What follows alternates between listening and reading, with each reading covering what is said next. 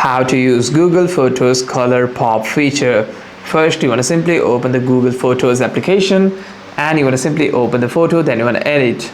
After that, what you can do is you can simply tap on this edit section over here, and here what you can do is you'd be able to edit all kinds of color options over here, such as if you want to add any kinds of presets, you would be able to tap on enhance or dynamic over here as well. This will change your color. This will change the how colors look on your photos. However, if you want to do it manually as well, you can simply go to this adjust settings, and here you'd be able to adjust your brightness, your contrast, your saturations, your tone, white points, highlights and shadows as well.